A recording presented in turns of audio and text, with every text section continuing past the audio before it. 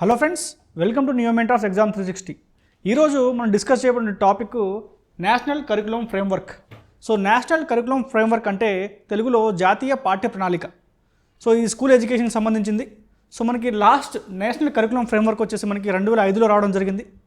So మనకి రీసెంట్గా ఒక 2 days బ్యాక్ మనకి కేంద్ర విద్యాశాఖ మంత్రి ధర్మేంద్ర ప్రధాన్ గారు కొత్తగా ఒక నేషనల్ కరికులం ఫ్రేమ్వర్క్ 2023ని రిలీజ్ చేయడం జరిగింది. అయితే దిస్ ఈజ్ బేస్డ్ ఆన్, అంటే ఇది మనకు తెలుసు, ఎన్ఈపీ న్యూ ఎడ్యుకేషన్ పాలసీ మనకు వచ్చింది. సో మనకి ఇది 2020లో మనకి న్యూ ఎడ్యుకేషన్ పాలసీ రావడం అనేది జరిగింది. సో దీన్ని అనుసరించి సో స్కూల్ ఎడ్యుకేషన్లో సో పూర్తిగా సంపూర్ణమైనటువంటి మార్పులు తీసుకోవడానికి ఒక కొత్త కరికులంని మనకి ఇది ఎన్సీఎఫ్ సో 2023 మనకి కేంద్ర విద్యాశాఖ అనేది మనకి మొన్న రిలీజ్ చేయడం అనేది జరిగింది. సో దీనికి సంబంధించినటువంటి టాపిక్ మనం వివరాల్లోకి వెళ్ళిపోదాము. సో అసలు ఏంటిది, ఫస్ట్ మనం బ్యాక్గ్రౌండ్కి వెళ్తే కనుక సో ముందుగా మనం NCF so national curriculum framework అంటే ఏంటి, సో దాని గురించి తెలుసుకుందాం. సో దాని తర్వాత steering committee on national curriculum framework అంటే దీనికి సంబంధించినటువంటి కమిటీ. సో ఏ కమిటీ మనకి రికమెండేషన్ ఇచ్చింది, సో దేన్ని బేస్ చేసుకుని దీనికి తయారు చేయడం అనేది జరిగింది. సో అది చూద్దాము.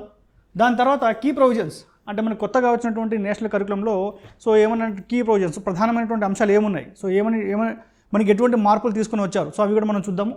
అదే చివరిగా మనం వై ఎన్సీఎఫ్ ఈజ్ ఇంపార్టెంట్, అసలు ఇది ఎందుకు ఇంపార్టెంట్, సో దీని యొక్క ప్రాముఖ్యత ఏంటిది, so why this is a significant, సో అవన్నీ అంశాలు కూడా మన యొక్క వీడియోలో డిస్కస్ చేయడానికి మనం ప్రయత్నం చేద్దాం. అయితే ఫస్ట్ వచ్చేసి మనము so what is the NCF, so ఈ కరికులం అంటే ఏమిటి, సో జనరల్ మన తెలుగు దాన్ని పూర్తి మనం క్లియర్ డెఫినేషన్ కనుక తీసుకుంటే కనుక దాన్ని మనము పాఠ్య ప్రణాళిక అంటాము.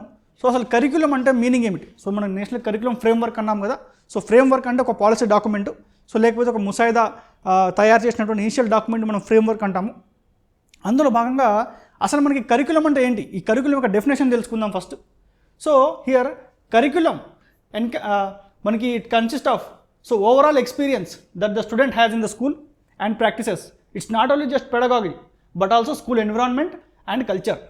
అంటే కరికులం అన్నది సో ఒక విద్యార్థి మార్నింగ్ స్కూల్కి వెళ్ళినప్పటి నుంచి ఈవినింగ్ వరకు కూడా సో ఎవ్రీథింగ్ అంటే అతను చేసేటువంటి ప్రతి ఒక్క పని, సో అతనికి నేర్పించేటువంటి కంటెంట్, సో పెడగాగి అంటే మనకి టీచింగ్ ప్రాక్టీసెస్ ఉంటాయి వాళ్ళకి చెప్పడానికి. సో మనం చెప్పేటువంటి కంటెంటే కాకుండా స్కూల్లో అతను ఒక విద్యార్థి ఎక్స్పీరియన్స్ చేసేటువంటి ఎన్విరాన్మెంట్, సో అతను తీసుకున్నటువంటి కల్చర్, సో అతను ఫేస్ చేసిన టీచర్ దగ్గర నుంచి నేర్చుకుంటే moral values, so ethics including education, so ఇవన్నీ కూడా కలిపి ఓవరాల్గా మనం దాన్ని కరికులం అంటామండి. So curriculum is a broad framework. ఇందులో సిలబస్ అనేది ఒక పార్ట్ మాత్రమే. సో విద్యార్థి మనకి టీచర్ చెప్పిన కంటెంట్ కంటే కూడా సో టీచర్లో మనకి స్కూల్లో ఉన్నటువంటి ఎన్విరాన్మెంట్ ద్వారా కూడా ఒక విద్యార్థి చాలా నేర్చుకుంటాడు. సో ఇవన్నీ మైండ్లో పెట్టుకుని సో కరికులం అనే దాన్ని ఒక పూర్తి హోలిస్టిక్ అండర్స్టాండింగ్, ఒక హోలిస్టిక్ ఎడ్యుకేషన్ ఒక స్టూడెంట్కి ఇవ్వాలనే ఉద్దేశంతో మనకు ఒక కొత్త కరికులం తీసుకోవడం జరిగింది. అయితే ఈ కరికులం ఇండియాలో మనకి స్టార్టింగ్ సో మనకి 1975లో మనకి మొదటి కరికులం వచ్చింది. సో దాని తర్వాత మనకి చివరిగా మనం ఇప్పుడు ఫాలో అయ్యేటువంటి నేషనల్ కరికులం అయితే ఉందో అది మనకి 2005లో రావడం జరిగింది. సో దాని తర్వాత మళ్ళీ ఇప్పుడు 2023లో కొత్త కరికులం అని తీసుకొచ్చారు. అయితే ఈ కరికులం అనేది మెయిన్గా మనకి national education policy so NEP policy 2020 మీద ఆధారపడి ఉంది.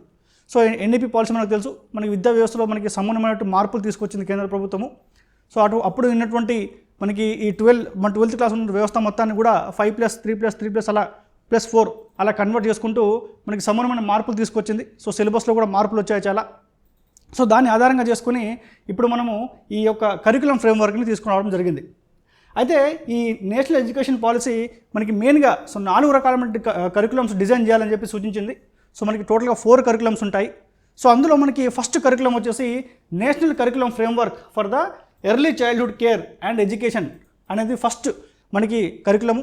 అంటే ఇది ఎర్లీ చైల్డ్హుడ్ కేర్ అంటే ఒక విద్యార్థి సో పుట్టిన తర్వాత నుంచి కూడా సో 6 years వరకు కూడా స్కూల్కి రాకముందు కూడా అతనికి ఇటువంటి pre school training, so including అతనికి అంగన్వాడీ కావచ్చు, సో న్యూట్రిషన్ కావచ్చు, సో లేకపోతే మనకి లెర్నింగ్ త్రూ టాయ్స్, సో మనకి కొన్ని మనకి పెడగాగికల్ టెక్నిక్స్ ఉంటాయి సో చిన్నపిల్లల్ని నేర్పించడానికి.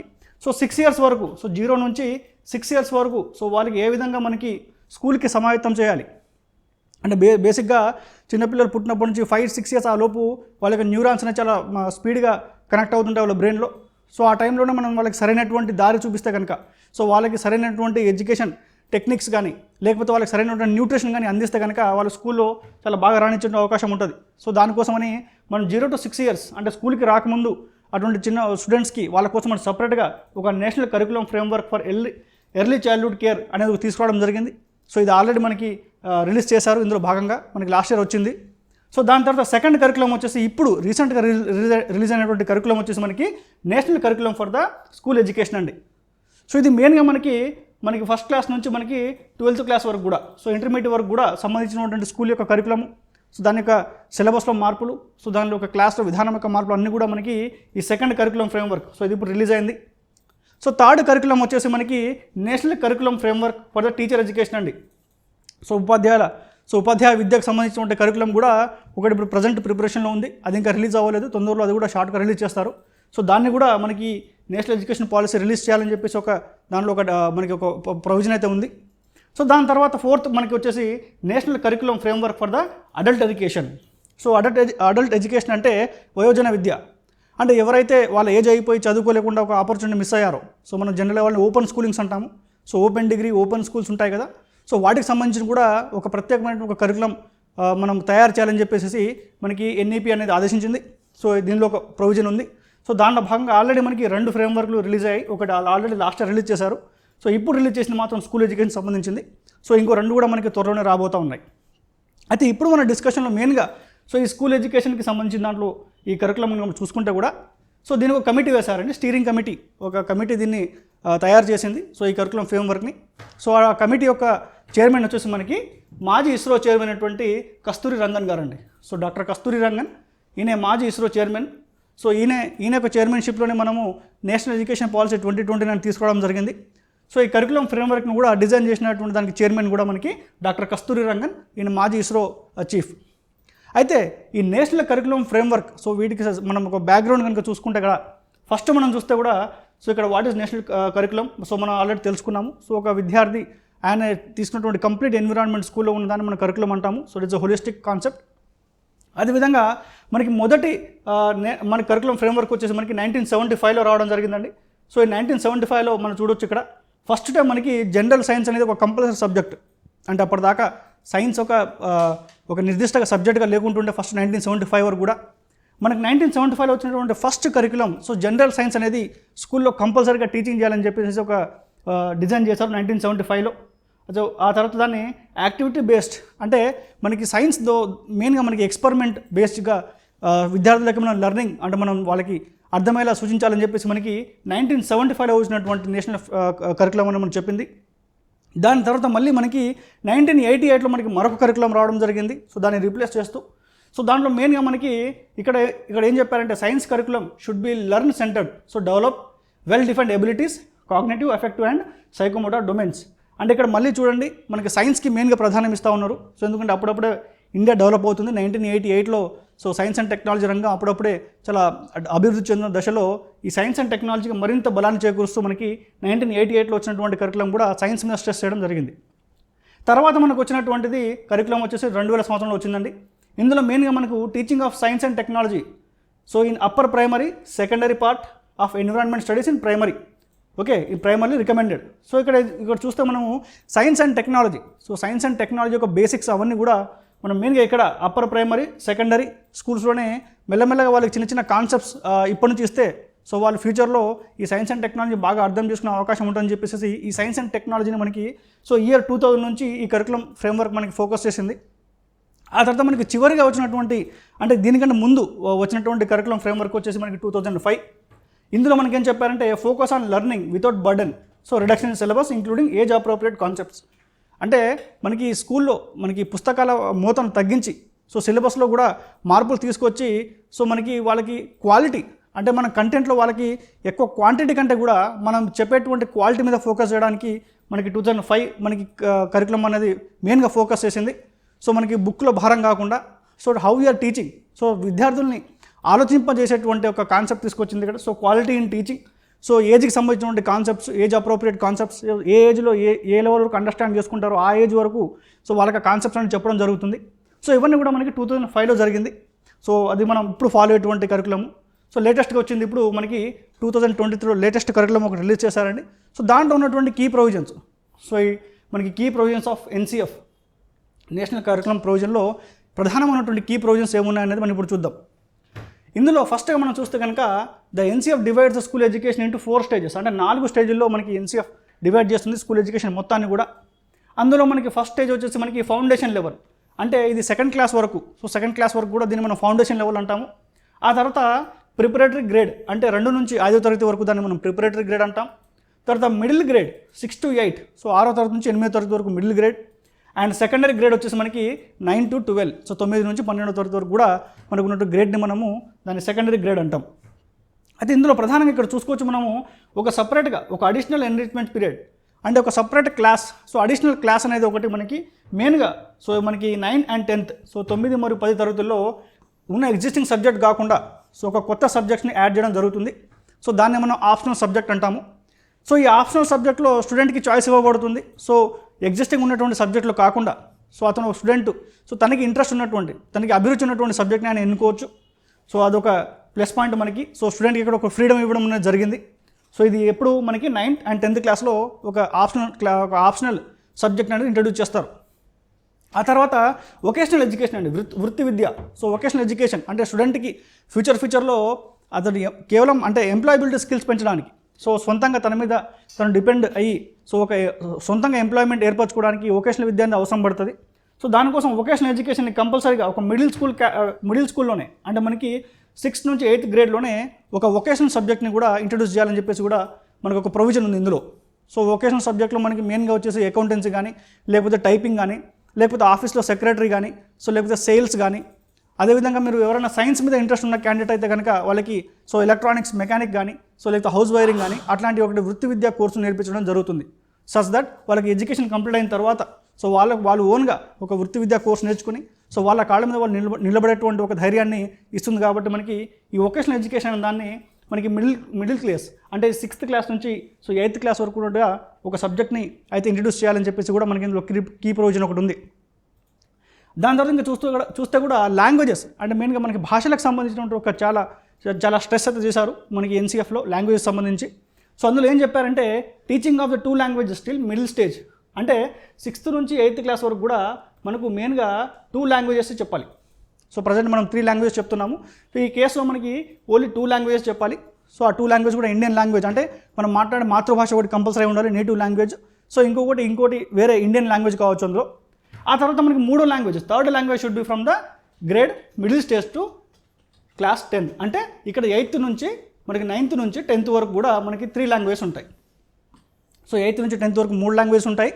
సో ఇక్కడ 2 లాంగ్వేజెస్ అంటే 8th క్లాస్ వరకు కూడా మనము భాషలు ఓన్లీ 2 లాంగ్వేజెస్ మాత్రమే మనం నేర్చుకుంటాం.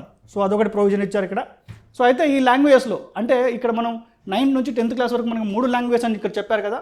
ఈ 3 లాంగ్వేజ్లో ఖచ్చితంగా 2 లాంగ్వేజ్ మాత్రం భారతదేశం చెందినటువంటి లాంగ్వేజ్ అయితే ఉండాలి కంపల్సరీ. సో అది ఏదైనా కావచ్చు. ఒకటి ఫారెన్ లాంగ్వేజ్ అంటే మేబీ ఇంగ్లీష్ తీసుకుంటారు ఇక్కడ, లేకపోతే ఇతరత కొన్ని బోర్డ్స్లో మనకి ఫ్రెంచ్, జర్మన్ అంటే లాంగ్వేజ్ కూడా చెప్తారు. So that depends upon the school. So కాకపోతే 2 లాంగ్వేజ్ ఈ 3లో 2 మాత్రం ఖచ్చితంగా భారతీయ భాషలై ఉండాలి. ఆ తర్వాత ఇంకొకటి మెయిన్గా మనకి న్యూస్లో చర్చనీయాంశంగా ఉన్నటువంటి విషయం ఏంటంటే it is recommending twice a year board examinations. అంటే బోర్డ్ ఎగ్జామినేషన్ ఇప్పటివరకు మనం చూస్తున్నాం. సో 10th క్లాస్ కానీ లేకపోతే 12th క్లాస్ కానీ దాంట్లో మనం యాన్యువల్ ఎగ్జామ్స్ అంటే వార్షికంగా మనం ఎగ్జామ్స్ రాస్తూ ఉన్నాము. అయితే ఈ విధానాన్ని స్వస్తి పలుకుతూ దీని ఒక సెమిస్టర్ బేస్డ్ ఎగ్జామ్గా తీసుకురావాలని చెప్పి ఒక ప్రొవిజన్ తీసుకొచ్చారండి. సో సెమిస్టర్ అంటే ప్రతి 6 monthsకి సో ప్రతి 6 నెలలకు ఒక ఎగ్జామ్ ఉంటుంది. సో 2 సార్లు ఎగ్జామ్ పెడతారు బోర్డ్ ఎగ్జామ్లో. సో 2 సార్లు ఎగ్జామ్ పెట్టడం ద్వారా సో ఒక విద్యార్థికి సో 2 times రాసే ఒక ఆప్షన్ వస్తుంది. సో మొదటిసారి అతను భయపడి సో దాని సమాయత్తం కాలేకపోయినా మానసికంగా సో సెకండ్ టైం అయినా అతనికి ఇంప్రూవ్ అయ్యే ఛాన్సెస్ ఉంటుంది. సో అప్పుడు ఈ రెండింటిలో వచ్చిన దాంట్లో బెస్ట్ స్కోర్ని మాత్రమే కన్సిడరేషన్లోకి తీసుకుంటారండి. సో ఫర్ ఎగ్జాంపుల్ ఫస్ట్ సెమిస్టర్లో మీకు 100 మార్క్స్ వచ్చాయనుకోండి. సో సెకండ్ సెమిస్టర్లో మీకు 90 వచ్చాయనుకోండి. సో మీకు 100 మార్క్స్ ఫైనల్ తీసుకుంటారు. సో బెస్ట్ స్కోర్ని మాత్రమే ఫైనల్ తీసుకుంటారు. సో దీనివల్ల అల్టిమేట్గా స్టూడెంట్కి బెనిఫిట్ జరుగుతుంది. ఎందుకంటే ఈ సిలబస్ మొత్తాన్ని సంవత్సరం మొత్తం సిలబస్ చదవడం వల్ల స్టూడెంట్కి మానసికంగా అంటే మెంటల్గా బర్డెన్ అయిపోతూ ఉన్నాడు. కాబట్టి ఇప్పుడు 6 monthsకి ఒకసారి హాఫ్ ఆఫ్ సిలబస్ నేను 2 సార్లు బోర్డ్ ఎగ్జామ్ రాశారనుకోండి. సో స్టూడెంట్కి ఉన్నటువంటి భయాలు ఏమైనా ఉంటే ఫస్ట్ ఎగ్జామ్లో తొలగిపోతాయి. సో సెకండ్ ఎగ్జామ్ వచ్చేసరికి ఆయన పర్ఫెక్ట్ అయిపోతాడు. ప్లస్ సిలబస్ కూడా 6 months కాబట్టి మానసిక ఒత్తిడి కూడా తగ్గుతుంది. రెండోది బెస్ట్ స్కోర్ ఇస్తున్నాం కాబట్టి ఒకవేళ విద్యార్థి కనుక ఫస్ట్ టైం సరిగ్గా పర్ఫామ్ చేయలేకపోతే అతనికి సెకండ్ టైం కూడా ఛాన్స్ ఇచ్చే అవకాశం ఉంటుంది. సో ఇవన్నీ కన్సిడరేషన్ తీసుకుంటూ ఈ యొక్క సెమిస్టర్ విధానాన్ని సో బోర్డ్ ఎగ్జామ్లో ప్రవేశపెట్టాలని చెప్పేసి మెయిన్గా అయితే మనకి ఎన్సీఎఫ్ అనేది మనకి ఈ కరికులం ఫ్రేమ్వర్క్ అనేది చెప్తుంది. అదేవిధంగా మనకి దీనికి సంబంధించినటువంటి సో టెక్స్ట్ బుక్స్ సో ఈ కరికులంలో మార్పులు చేసినప్పుడు సో ఈ లాంగ్వేజెస్ ఇవన్నీ కూడా ఇప్పుడు సిలబస్ మనం మార్చాల్సి ఉంటుంది. సో జాతీయ స్థాయిలో మనకి సిలబస్ తయారు చేసేటువంటి ఒక ఆర్గనైజేషన్ ఉంటుంది. సో దాన్ని మనం ఎన్సీఆర్టీ అంటాము. సో ఎన్సీఆర్టీ, మన ఎన్సీఆర్టీ బుక్స్ కూడా ఉంటాయి కదా. సో ఎన్సీఆర్టీ అంటే national council for education research and training. So మనకి ఎడ్యుకేషన్ మీద రీసెర్చ్ చేసేటువంటి బాడీ ఒకటి ఉంటుంది. సో వీళ్ళే మనకి మెయిన్గా మనకి సెంట్రల్లో జరిగేటువంటి అంటే కేంద్ర ప్రభుత్వం ఆధీనంలో ఉన్నటువంటి స్కూల్స్ అన్నిటికీ కూడా పుస్తకాలు సప్లై చేసేటువంటి బాడీ ఎన్సీఆర్టీ. సో ఆల్రెడీ ఇప్పుడు ఇచ్చినటువంటి ఫ్రేమ్వర్క్, సో ఈ కరికులంకి సంబంధించి ఎన్సీఆర్టీ ఆల్రెడీ ఇప్పుడు టెక్స్ట్ బుక్స్ అనేది ప్రింట్ చేయడం అనేది స్టార్ట్ చేస్తుంది. సో వీళ్ళు ఎన్సీఆర్టీ వీళ్ళు చెప్పిన దాని ప్రకారం అయితే మనకి వచ్చే విద్యా సంవత్సరం సో 2024 నుంచి కూడా మనకి బుక్స్ మనకి అందుబాటులో ఉన్నటువంటి అవకాశాలు ఉన్నాయి. అదేవిధంగా ఆల్రెడీ సో ఈ టెక్స్ట్ బుక్స్ ఈ కరికులం మారినటువంటి కరికులంకి ఆధారంగా చేసుకొని ఆల్రెడీ 19 మెంబర్స్తో కూడినటువంటి కమిటీ కూడా ఒకటి రెడీగా ఉంది. సో వీళ్ళు టెక్స్ట్ బుక్ ప్రిపేర్ చేయడానికి తమ గైడెన్స్, తమ యొక్క రీసెర్చ్ అంతా కూడా అందిస్తారు already. So text book preparation కూడా ఆల్రెడీ స్టార్ట్ అయిపోయింది. సో ఆ తర్వాత మనం ఒక ఆప్షనల్ సబ్జెక్ట్ అనుకున్నామండి. సో మిడిల్ క్లాస్లో సో మనకి మెయిన్గా 6th నుంచి 8th క్లాస్లో ఒక ఆప్షనల్ సబ్జెక్ట్ అని మనం ఇంతకుముందు డిస్కస్ చేసుకున్నాము. అయితే ఈ ఆప్షనల్ సబ్జెక్ట్స్లో కూడా సో దీన్ని మొత్తం 3 పార్ట్స్గా డివైడ్ చేశారండి. ఆప్షనల్ సబ్జెక్ట్స్ని 3 పార్ట్గా డివైడ్ చేశారు. సో ఇందులో స్టూడెంట్ 6th క్లాస్ నుంచి 8th క్లాస్ గ్యాప్లో అతను ఏదైనా ఒక సబ్జెక్ట్ని సో తనకి ఇష్టం ఉన్న సబ్జెక్ట్ని సో తనకు అభిరుచి ఉన్నటువంటి సబ్జెక్ట్ని ఆయన చూస్ చేసుకోవచ్చు. సో ఈ ఆప్షనల్ దాన్ని కూడా మొత్తం 3 పార్ట్స్గా డివైడ్ చేశారండి. సో ఫస్ట్ పార్ట్ వచ్చి ఆర్ట్ ఎడ్యుకేషన్, సో సెకండ్ వచ్చి సోషల్ సైన్స్, సో థర్డ్ వచ్చి సైన్స్ గ్రూప్. సో ఈ గ్రూప్లో ఆయన ఏదైనా ఒకటి ఆయన సెలెక్ట్ చేసుకోవచ్చు. ఆ తర్వాత it offer students freedom to pursue mix of science and humanities. అంటే ఇంతకుముందు మనం చూసుకోవచ్చు ఇంటర్లో సో మనకి ఎంపీసీ, బైపీసీ అని ఉంటాయి. సో ఎంపీసీ అంటే మీరు ఖచ్చితంగా సో మీకు మ్యాథ్స్ మీద ఇంట్రెస్ట్ ఉంది, ఫిజిక్స్ మీద ఇంట్రెస్ట్ ఉంది, కానీ మీకు కెమిస్ట్రీ మీద ఇంట్రెస్ట్ లేదు. బట్ స్టిల్ మీరు ఎంపీసీ తీసుకోవాల్సింది, మీ దగ్గర వేరే ఆప్షన్ లేదు. సో ఇదేంటంటే ఒక రిజిడ్, అంటే మనకి ఏదైతే గవర్నమెంట్ నిర్ణయిస్తుందో ఏది చదవాలని దాన్ని మనం చదువుతున్నాం. సో మన దగ్గర ఫ్రీడమ్, అంటే స్టూడెంట్ దగ్గర ఫ్రీడమ్ లేదు. అది ఈ కరికులం ఫ్రేమ్వర్క్లో స్టూడెంట్కి పూర్తి ఫ్రీడమ్ ఇవ్వడం జరిగిందండి. సో పూర్తి స్వేచ్ఛను ఇవ్వడం జరిగింది. సో అతను ఏదైనా 3 సబ్జెక్టులను ఇంటర్లో సెలెక్ట్ చేసుకోవచ్చండి, ఏదైనా 3 సబ్జెక్ట్స్. సో ఇందులో ఆర్ట్స్ ఉండొచ్చు, సైన్స్ ఉండొచ్చు, సో మిక్స్ ఆఫ్ ఏదైనా ఉండొచ్చండి. ఫర్ ఎగ్జాంపుల్ నాకు ఫిజిక్స్ అంటే ఇష్టము, దాంతోపాటు నాకు హిస్టరీ అంటే ఇష్టం అనుకోండి, నేను ఫిజిక్స్ హిస్టరీ తీసుకుంటాను, ఇంకోటి నేను ఎకనామిక్స్ తీసుకుంటాను. సో ఆ ఫ్రీడమ్ నాకు ఉంది. So that is the main thing అండి ఇక్కడ మనకి. సో రిజిడ్గా సో ప్రభుత్వం నిర్ణయించిన దాన్ని మీరు ఇష్టం లేకుండా చదవడం కాకుండా సో మీకు ఇష్టమైన సబ్జెక్ట్ని కనుక స్టూడెంట్ చదివితే సో దానిలో ఆయన బాగా రాణించే అవకాశం ఉంటుంది. So that is one of the main provision మనకి ఈ కరికులం ఫ్రేమ్వర్క్ ఇచ్చినటువంటి మనకి కీలకమైనటువంటి ప్రొవిజన్స్ ఇవన్నీ. అయితే తర్వాత చివరిగా సో అసలు ఎందుకు ఇది ఇంత సిగ్నిఫికెంట్, సో దీని ఇంత సిగ్నిఫికెన్స్ అంటే మనం ఎందుకు దీన్ని ఇంత ప్రతిష్టాత్మకంగా దీన్ని తీసుకున్నామంటే మెయిన్గా చూడొచ్చు. ఇక్కడ ఒకటి ఏంటంటే మెయిన్ కంటెంట్. సో మనకి మెయిన్గా సోషల్ వచ్చేటువంటి కంటెంట్ కనుక మీరు చూసుకుంటే ఇక్కడ మనం ఒక 20% కంటెంట్ అంటే మెయిన్గా సోషల్ సబ్జెక్ట్లో సో 20% కంటెంట్ మనకి లోకల్ లెవెల్ తీసుకుంటారండి. ఒక 30% కంటెంట్ని రీజనల్ లెవెల్ తీసుకుంటారు. సో మరొక 30% నేషనల్ లెవెల్, సో మరొక 20% గ్లోబల్ లెవెల్. సో అప్పుడు ఒక స్టూడెంట్కి హోలిస్టిక్ అండర్స్టాండింగ్ వస్తుంది. సో దీని ఎగ్జాంపుల్ ఏంటంటే ఫర్ ఎగ్జాంపుల్ సో మీరు ఒక వరంగల్ ప్రాంతం నుంచి మీరు వచ్చారనుకోండి తెలంగాణలో. సో ఫస్ట్ ఏం చేస్తారంటే మీకున్న హిస్టరీ సిలబస్లో ఒక 20% కంటెంట్ అంతా కూడా మీ లోకల్ ఏరియా యొక్క ఇంపార్టెన్స్ మీకు సోషల్లో మీకు తెలియజేస్తారండి. సో వరంగల్ ప్రాంతం యొక్క ప్రాముఖ్యత ఏంటిది, సో మీకు లోకల్ హిస్టరీని చెప్తారు. ఒక 20% సిలబస్ అంతా కూడా మీరు ఉన్నటువంటి ఏరియాలో లోకల్ హిస్టరీని మీకు చెప్తారు. అందులో ఒక 30% మొత్తం కూడా మీకు రీజనల్ హిస్టరీ అంటే తెలంగాణకు సంబంధించిన హిస్టరీ మీకు రీజనల్ హిస్టరీ అవుతుంది. సో 30% తెలంగాణకు సంబంధించిన చరిత్ర ఉంటుంది. అదేవిధంగా ఒక 30% భారతదేశానికి సంబంధించిన చరిత్ర ఉంటుంది. ఒక 20% అంతర్జాతీయం అంటే గ్లోబల్ సంబంధించిన హిస్టరీ ఉంటుంది. సో ఈ విధంగా ఒక విద్యార్థికి ఒక సోషల్ సైన్స్ మీద ఒక సోషల్ అనేటువంటి సబ్జెక్ట్ మీద సో రీజనల్ లెవెల్ నుంచి సో గ్లోబల్ లెవెల్ కూడా మనకి పూర్తి అండర్స్టాండింగ్ వచ్చే అవకాశం ఉంటుంది. ఇది ఒకటి కీలకమైనటువంటి ప్రొవిజన్. ఆ తర్వాత so why is it important, అసలు ఎందుకు ఇది ఇంత సిగ్నిఫికెంట్ అంటే ఒకటి చూడండి. సో ఇక్కడ vast number of school going childrens routinely fail in learning outcome test. So effect of holistic education in founding years on learning levels of children అని చూడండి. చాలామంది విద్యార్థులు మెయిన్గా సో లాంగ్వేజ్ మీద గ్రిప్ లేకపోవడం వల్ల సో బేసిక్ న్యూమరసీ స్కిల్స్ అంటే మనం న్యూస్లో చూస్తుంటాం. సో ఒక 10th క్లాస్ విద్యార్థి ఒక 5th class mathematics problems solve చేయలేకపోవడము, లేకపోతే ఒక 5th క్లాస్ విద్యార్థి బేసిక్ న్యూమరికల్ అంటే మనకి ప్లస్ అడిషన్ సబ్ట్రాక్షన్ కూడా చేయలేకపోవడము. సో ఇవన్నీ కూడా అంటే అటువంటి ఒక విద్యార్థి సో బేసిక్ న్యూమరీ స్కిల్స్ లేనప్పుడు సో ఫ్యూచర్లో అతని ఎడ్యుకేషన్ లెవెల్ చాలా తీవ్రంగా దెబ్బతింటాయి. సో దానికోసం అనేది సో మనం చదివింది అండర్స్టాండ్ చేసుకోవాలి. సో మనం చదివిన దాన్ని మనకు అర్థం కావాలంటే మనకి భాష మీద పరిజ్ఞానం ఉండాలండి. So we should have a grip on the language.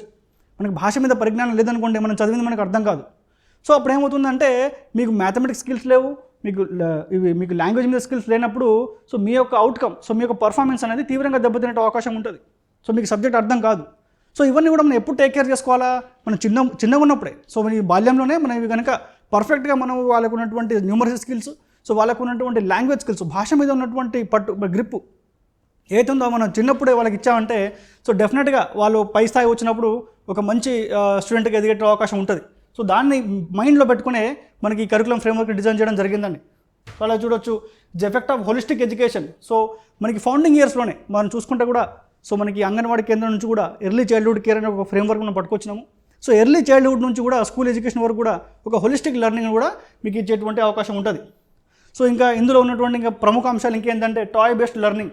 So అంటే బొమ్మల ద్వారా మీకు ఏదైనా నేర్పించేటువంటి ఒక పెడగాగికల్ టెక్నిక్స్ ఉంటాయండి చిన్నపిల్లలకి. So learning by doing, so చేయడం ద్వారా నేర్చుకోవడము. సో ఇవన్నీ టెక్నిక్స్ కూడా ఇందులో పొందుపరిచారండి. సో ఇక్కడ చూడొచ్చు అవాయిడింగ్ స్టీరియోటైపింగ్ ఆఫ్ జెండర్. అంటే ఇక్కడ జెండర్ మెయిన్గా మనకి మహిళల పట్ల గౌరవము, సో వాళ్ళకి మనం ఇచ్చేటువంటి ఎథిక్స్ కానీ, సో మారల్స్ కానీ, సో విలువలతో కూడినటువంటి ఎడ్యుకేషన్ కూడా మెయిన్గా మనకి నేషనల్ కరికులం ఫ్రేమ్వర్క్ అయితే ప్రాధాన్యత ఇచ్చిందని మనం చెప్పుకోవచ్చు. సో ఇవన్నీ కూడా మనం మెయిన్గా ఈరోజు మనం డిస్కస్ చేసుకున్నాము కరికులం ఫ్రేమ్వర్క్లో. సో ఎందుకు ఇది సిగ్నిఫికెంట్, సో కమిటీ ఇవన్నీ కూడా మనం డిస్కస్ చేస్తున్నాం, ఎగ్జామ్ పాయింట్ ఆఫ్ వ్యూ అన్నీ కూడా. సో ఈ రోజుకి ఇంతే. సో నెక్స్ట్ ఒక టాపిక్తో ఇంకో క్లాస్లో కలుసుకుందాం. So thank you very much.